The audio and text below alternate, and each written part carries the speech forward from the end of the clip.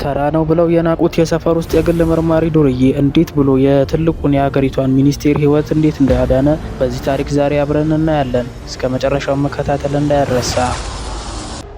ሰላም።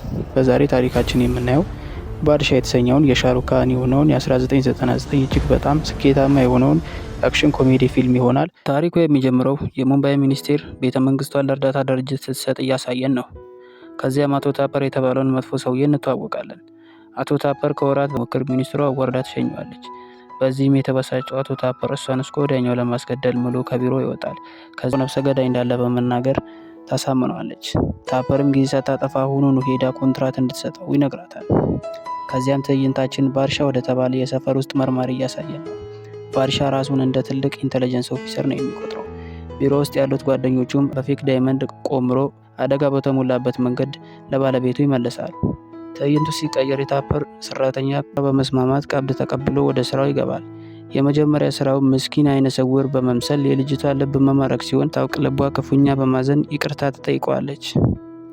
ባድሻም ይህንን ክፍተት በመጠቀም ጓደኞች ዚያ ባድሻ የውሸት ቀዶ ጥገና ክፍል ውስጥ ይገባል። ከዚያም በፍጥነት ከቀዶ ጥገና ክፍል ይዘውት ይወጣሉ። ከዚያም ባድሻ አይኖቹ መጀመሪያ እሷን ማየት እንደሚፈልግ ተናግሮ ሁለቱም ቅልጥ ወዳለ ፍቅር ውስጥ ይገቡና ነገር ግን በሚያሳዝን ሁኔታ ባድሻ ስራውን ስለጨረሰ ያላቸውን ግንኙነት ለማበላሸት ሲል በእሷ ፊት ሁሉንም ነገር የውሸት መሆኑን ይናገራል።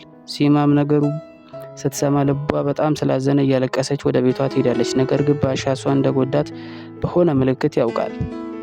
ከዚያም ፍቅራቸው የእውነት እንደሆነ ይረዳል። ከዚያም ትዕይንታችን ወደ አቶ ታፐር ይወስደናል። የታፐር ሰራተኛ ገዳዩ ሚሽኑን ሳያሳካ በመኪና አደጋ እንደሞተ ታረደዋለች። ፖሊሶችም ነገሩን በማገጣጠም መኪናው የተጋጨው ሚኒስትሯ ከነበረችበት 100 ኪሎ ሜትር ርቀት ላይ መሆኑን ስለደረሱበት ጠንከር ያለ ጥበቃ እንዲደረግ ያዛሉ። ከፖሊሶች መሃል አንዱ ለታፐር ደውሎ ያቀዱትን ሁሉ ይነግረዋል። ለመመርመር ባድሻ የሚባል ፖሊስ እንደሚላክ ይነገረዋል። ከዛም አቶ ታፐር ሌላ አደገኛ ነፍሰ ገዳይ ይቀጥራል። በመቀጠልም ባድሻ አዲስ ስራ ይሰጠዋል። ለስራውም ቀደም ሲል ዳይመንዱ የተመለሰለት ሰውዬ ጠላቶቹ ዳይመንዱን እውነተኛውን ነፍሰ ገዳይ መርማሪውን ባድሻን ያናግራቸዋል። መርማሪው ባድሻ ሆኖ ባድሻ ጭንቅላቱን ይጠቀማል። በሆቴሉ ውስጥ ከቡድኑ ጋር በመሆን እያሾፈና እየቀለደ አሸባሪዎችን ለማታለል ይሞክራል።